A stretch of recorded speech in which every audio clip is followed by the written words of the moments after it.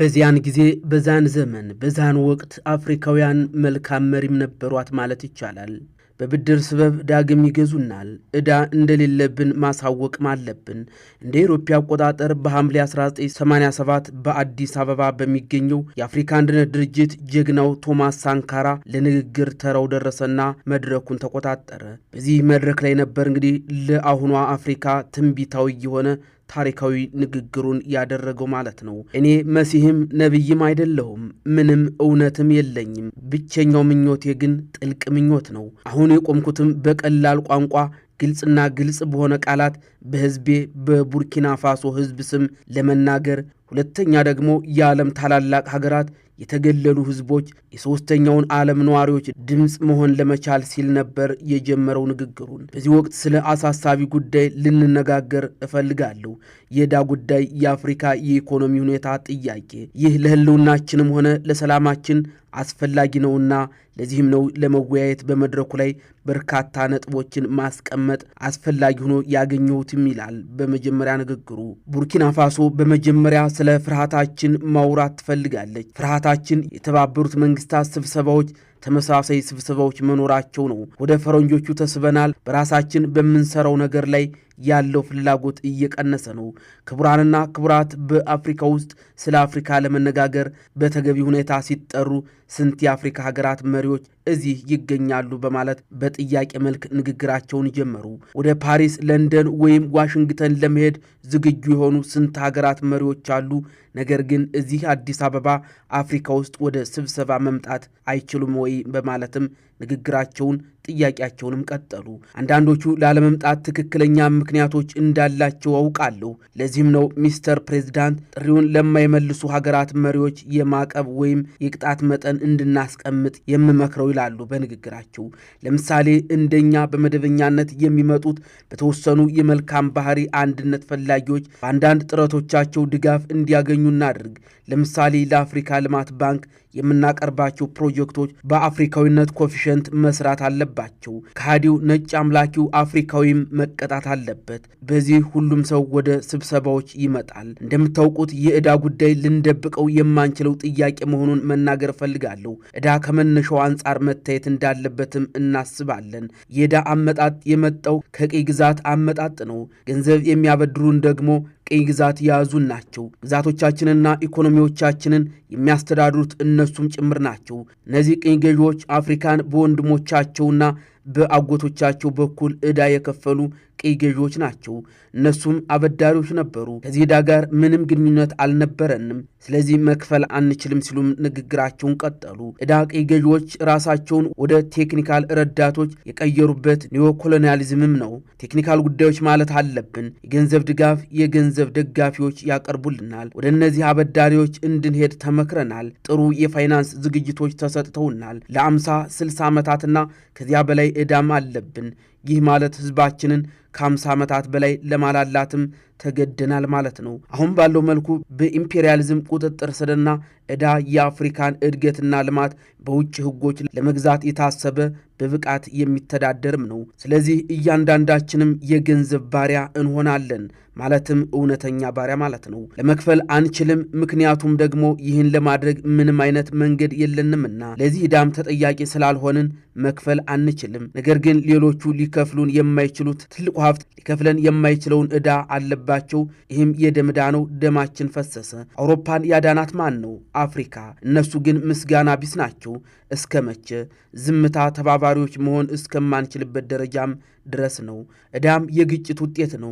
ስለ ኢኮኖሚ ቀውስ ስንነጋገር ይህ ቀውስ በድንገት እንደመጣ ማንም አይናገርም። ቀውሱ ሁልጊዜም ነበር። ነገር ግን ሕዝባዊው ሕዝብ በበዝባዦች ላይ ስላለው መብት የበለጠ ግንዛቤ በመጨመር ቁጥር እየባሰውም ሄደ። ምክንያቱም ሕዝቡ ሀብት በጥቂት ግለሰቦች እጅ ውስጥ እንዳይከማችም ስለከለከለ ማለት ነው። የአውሮፓን ኢኮኖሚ እንደገና ስለገነባው የማርሻል ዕቅድም እንሰማለን። ነገር ግን ኢኮኖሚያቸውና መረጋጋት አደጋ ላይ በወደቁበት ጊዜም አውሮፓ የሂትለር ጭፍሮችን እንድትጋፈጥ የፈቀደችውን የአፍሪካ ዕቅድ በጭራሽ አንስማማም። ሌሎች ማመስገን ካልቻሉ ቢያንስ አባቶቻችን ደፋር እንደነበሩና ወታደሮቻችን አውሮፓን እንዳዳኑና ዓለምን ከናዚዝም ነፃ እንዳወጡ መናገርም አለብን። ክቡር ፕሬዝዳንት፣ ስለ ቡድኖችም እንሰማለን። ስለ 5 ቡድን፣ ስለ 7 ቡድን፣ ስለ 10 ቡድንና ምናልባትም ስለ 100 ቡድን እንሰማለን። እና ሌላስ? እኛ ለምን የራሳችን ቡድን አይኖረንም? አዲስ አበባ አሁን አዲስ ጅምር የሚመጣበት ማዕከል እንድትሆንም እናድርግ። የአዲስ አበባ ክለብ አዲስ አበባን የተባበረ ክንድ መፍጠር የኛ ግዴታ ነው። ለመክፈል ፍቃደኛ አለመሆን በእኛ በኩል የጥቃት እርምጃም ሳይሆን እውነቱን ለመናገር የወንድማማችነት እርምጃ መሆኑንም የምንናገርበት ብቸኛው መንገድ ይህ ነው። በተጨማሪም የአውሮፓ ታዋቂ ሕዝብ የአፍሪካን ሕዝብ አይቃወምም። አፍሪካን ለመበዝበዝ የሚፈልጉ ሰዎች አውሮፓን የሚበዘብዙ ናቸው። የጋራ ጠላት አለን። ስለዚህ የአዲስ አበባ ክለባችን ለእያንዳንዱና ለሁሉም ዕዳው እንደማይመለስ ማስረዳት አለብን። እናም ይህንን በማለታችን ስነ ምግባርን፣ ክብርንና ቃልን መጠበቅን አንቃወምም። ሐሳቤን በቀላሉ ለማስቆጣት ወይም ትርኢት ለመፍጠር አይደለም። እያንዳንዳችን ምን እንደሚያስብና እንደሚመኝ መናገር እፈልጋለሁ። እዚህ ዕዳው ሙሉ በሙሉ እንዲሰረዝ የማይፈልግ ማን ነው? ወጥቶ ወደ አውሮፕላኑ ገብቶ በቀጥታ ወደ ዓለም ባንክ ለመክፈል መሄድ ይችላል። ይህ በእርግጠኝነት ማነቃቂ አይደለም። በጣም አስተዋይ የሆኑ መፍትሄዎችን እንድታቀርቡልንም እፈልጋለሁ።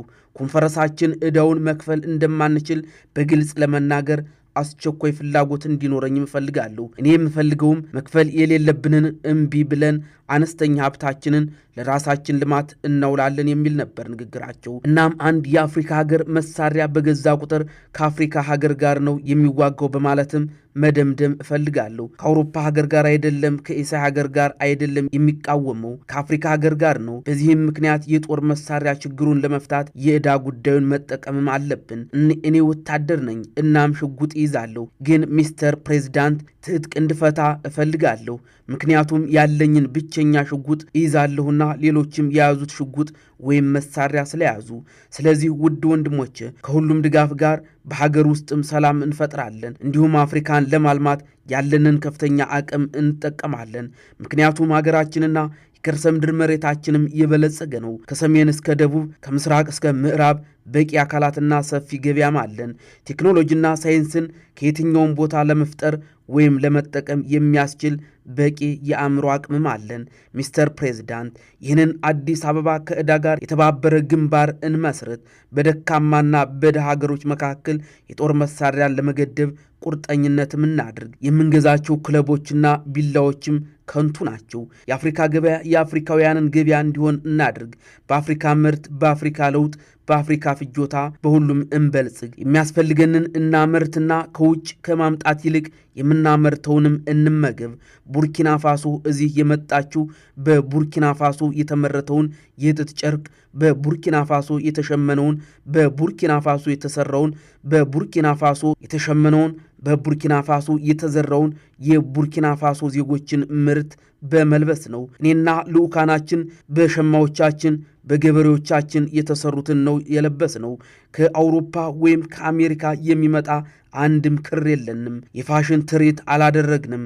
ይህ ነፃና ክብር ያለው ሕይወት የምንኖርበት ብቸኛው መንገዳችን ነው ሲሉም ነበር የተናገሩት። ይህ ንግግራቸው በብድር ስበብ ዳግም ይገዙናል፣ ዕዳ እንደሌለብን እያወቅን ግን በዕዳ ምክንያት የቅኝ ተገዢዎች ሁነን እንደቀጠልን ነው በማለት እንደ አውሮፓ አቆጣጠር በሐምሌ 1987 በአዲስ አበባ በሚገኘው የአፍሪካ አንድነት ድርጅት የተናገሩት ባለራዕዩና ተራማጅ መሪ የነበሩት የቡርኪና ፋሶ ወጣት ቶማስ ሳንካራ ነበሩ።